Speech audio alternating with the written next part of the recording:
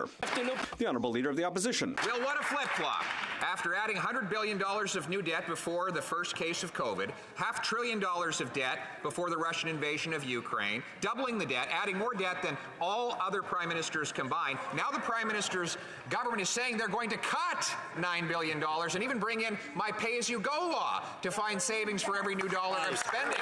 But wait, they now admit that deficits add fuel to the inflationary fire, but can we really trust the arsonists who lit the fire to put it out? The Honourable Government House Leader.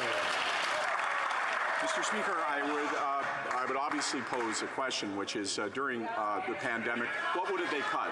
What supports would they not have offered to Canadians? In what way would they have not been there when Canadians needed them most? And the second question I would ask, Mr. Speaker, as we enter a time that is the most difficult probably that the globe has faced since the Second World War, that demands responsible leadership. Amplifying anxiety is easy, Mr. Speaker. Solutions are hard. Are they going to support dental care for those that need it, Mr. Speaker? The Honourable Leader of the Opposition. What would we have cut? We would have cut the $54 million Arrive Can Act.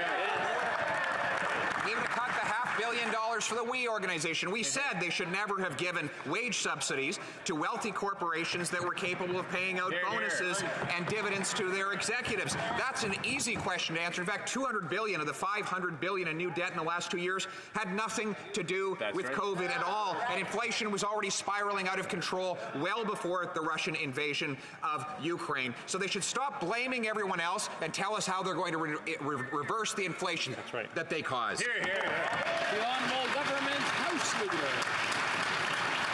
Mr. Speaker, the Leader of the Opposition is stating that inflation is a problem that is only faced by Canadians. He is presuming that Canadians are not watching what's happening in the rest of the world. And I wonder, Mr. Speaker, right now that he has an opportunity, and they reversed the decision that they made on C-30 to provide support for Canadians.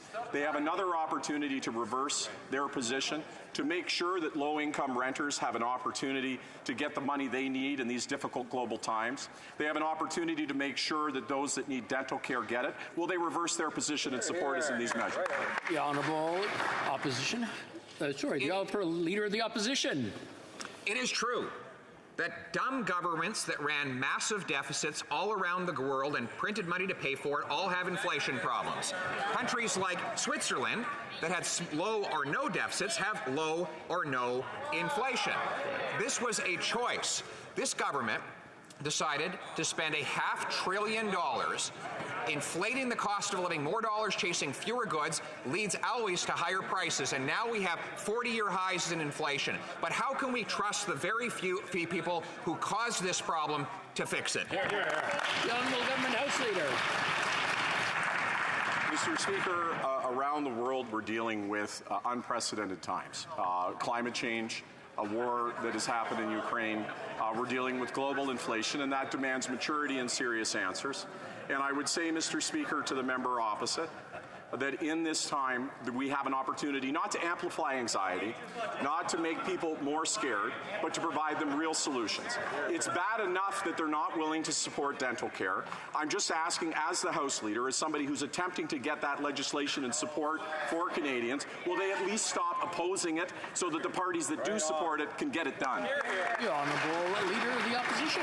So now he blames the war in Ukraine for inflation when less than 0.3% of Canada's trade is with Russia and Ukraine combined. Furthermore, the very things that the Russians and the Ukrainians produce, oil and agriculture, are abundant here at home if only the government would get out of the way and let our farmers and energy workers produce it.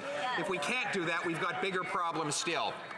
It's time for them to actually take responsibility. $500 billion of inflationary deficits have made life more expensive and have been bone-crushing for our consumers. When will they reverse these inflationary policies? The Honourable Government House Leader.